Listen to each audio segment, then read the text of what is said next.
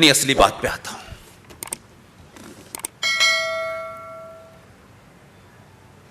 ये भारत,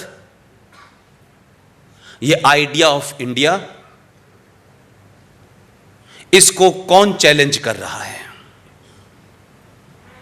और क्यों चैलेंज कर रहा है? पूरे देश भर में एक हंगामा मचा हुआ है,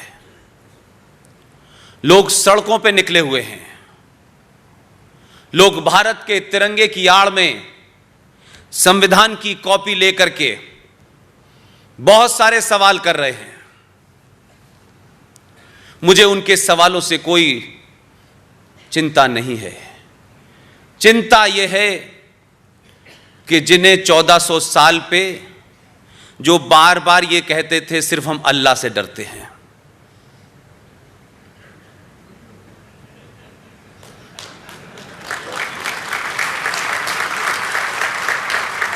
उन्हें किससे डर लग रहा है?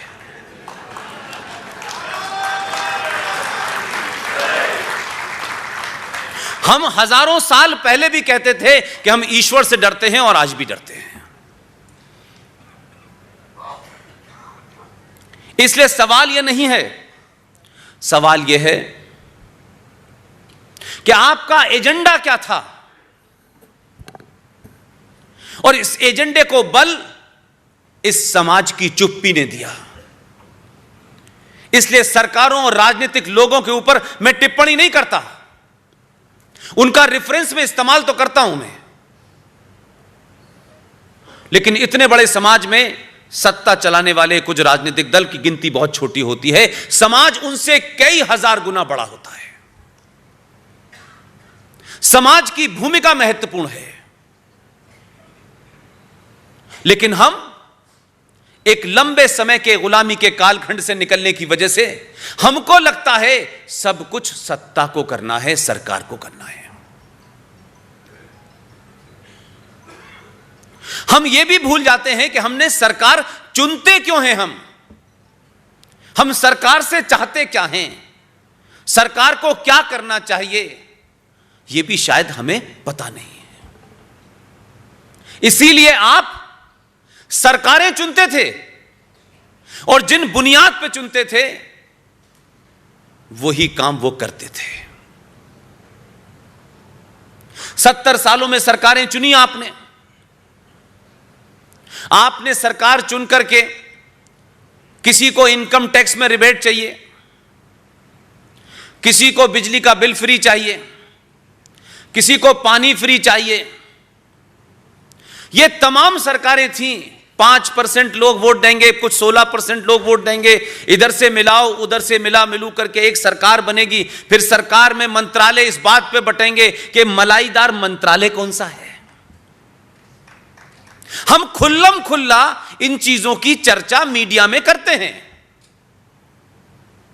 फला पार्टी ने गठबंधन में मलाईदार मंत्रालय रेलवे मांगा है।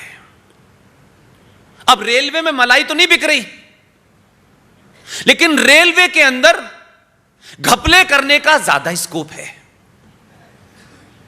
तो मंत्रालय भी इस बुनियाद पे बढ़ते थे, किसको फाइनेंस मिलेगा। यानी यहां काबिलियत का, उसकी एक्सपर्टीज का कोई लेना देना नहीं है।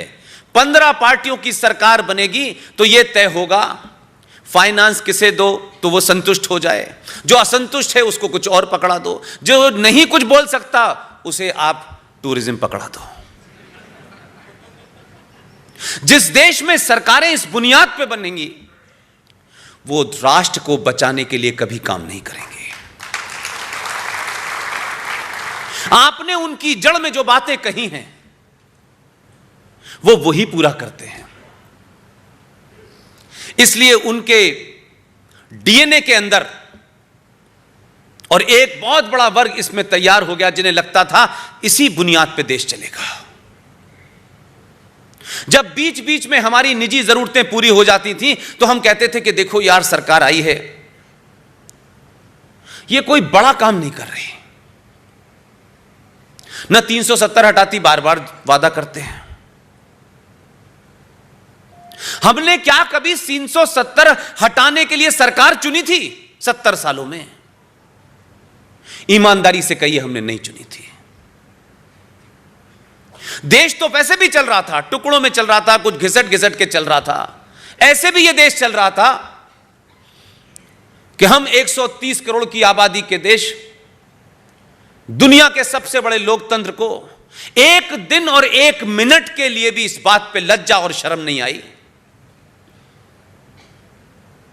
कि सनातन संस्कृति के मानने वाले, हजारों साल दुनिया को अपना ज्ञान देने वाले लोग हमारे देश का विदेश मंत्री यूएनओ में जब उसकी बारी आती है कि वो अपने देश का रुख रखे, अपना पॉइंट ऑफ बताए,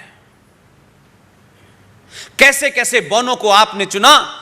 एक भारत का विदेश मंत्री यूएनओ पे माइक पे जाकर के आधा भाषण टर्की का पढ़ने के बाद उसे पता चला कि ये तो टर्की का है। हम ऐसे बौनों के हाथ में हमने देश दिया है, और हम राष्ट्रीय गौरव की बात करते हैं। जिन बौनों को आपने बैठाया, इसीलिए पूरी दुनिया ने आपको कमजोर और बौना समझ लिया। उनको लगने लगा ये देश ऐसे ही है, और ऐसे ही है तभी ऐसे ऐसे लोग इसमें चुन के आते हैं कि एक प्रधानमंत्री हर मीटिंग में सो जाते थे। इस देश में एक ऐसा रक्षा मंत्री हुआ कि रक्षा मंत्री को एक प्रेजेंटेशन देना था। तीनों सेनाओं के बेहतरीन लोग मौजूद थे क्योंकि रक्षा मंत्री थे। उसमें से एक बेचारे छोटे से अफसर ने रक्षा मंत्री को एड्रेस करते हुए कहा कि रक्षा मंत्री, अब हम पावर पॉइंट प्रेजेंटेशन करते हैं। रक्षा मंत्री अपनी कुर्सी से खड़े हो गए। आपसे किसने कहा है बिजली विभाग में अपना दखल देने के लिए? वो बेचारा, मेरा ख्याल है पता नहीं खड़ा रह पाया होगा कि नहीं रह पाया होगा। उसकी मानसिक दशा क्या हुई होगी उस बेचारे अफसर की। वो ये नहीं समझ पा रहा था इन्हें कहां से समझाना शुरू करूं मैं। वो लगातार 5 मिनट तक धारा प्रभा बोलते रहे। आप रक्षा मंत्रालय के लोग हैं, अपना काम करें। बिजली विभाग और पावर मंत्रालय में आपका क्या काम है? मैं ये घटनाएं इसलिए सुना रहा हूं, इससे कुछ देर के लिए हम हंस सकते हैं, लेकिन राष्ट्र के रूप में इससे ज्यादा शर्म की बात नहीं हो सकती। कैसे कैसे हमने लोग चुने हैं, और किस्से बहुत सारे हैं। इसलिए मैंने कहा कि आप पहली बार इस देश में, न हम 1947 में थे, न धारा 370 हमारे सामने दी गई, न आर्टिकल 35 पे हमारे जमाने आया। हम तो यही सुन रहे थे सालों से, 370 हटनी चाहिए, 35 पे हटनी चाहिए, राम मंदिर पे फैसला कब आएगा। ये सुनते सुनते हमारे माता पिता, मां जीवित हैं, वो पिता हमारे जा चुके हैं। लेकिन आपके अंदर ये ऊंचा है, ये नीचा है, ये तमिल भाषा का है, ये मराठी भाषा का है, ये बिहारी भाषा का है, ये उत्तर प्रदेश का है, ये ब्राह्मण है, ये ठाकुर है। इतने वर्गों में आप बट गए, इतने वर्गों में आप बटे कि अब आपके पास कोई रास्ता ही नहीं था बटने के लिए। सारे एक्सपेरिमेंट आपने 70 साल में कर डाले। और जब आपको इस बात का बोध हुआ, आप जब इस मनन और आत्मचिंतन करने लगे कि आखिर हम जैसी कम्युनिटी का, समाज का ऐसा बुरा हाल क्यों हुआ, और थोड़ा सा बोध हुआ, इसमें आपके विरोधियों का ज्यादा बड़ा रोल है।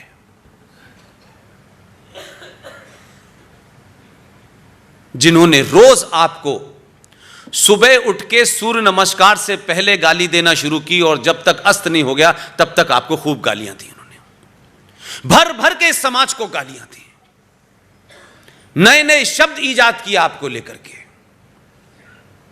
लेकिन आप उन गालियों का जवाब, उस इंसल्ट का जवाब आपके पास देने की शक्ति नहीं थी, क्योंकि आप शक्तिहीन कर दिए गए थे, मानसिक रूप से, शारीरिक रूप से, शिक्षा के माध्यम से, इतिहास के माध्यम से। कोई इतिहास में आपका ऐसा कालखंड दिखाया नहीं गया जिसमें इस 90 करोड़ लोगों को अपने इतिहास पे गर्व हो, अपने पूर्वजों पे गर्व हो। शिक्षा के अंदर कोई बात ऐसी नहीं बताई गई जिससे यह सोचे कि जिस चित्र गुरुकुल को भारत के संविधान में छापा गया था, आखिर वो गुरुकुल क्या थी और कैसी थी। और हमने अपने खामोशी के कारण 70 सालों में इस देश के प्राइमरी एजुकेशन को क्रिश्चियंस के हाथ में सौंप दिया।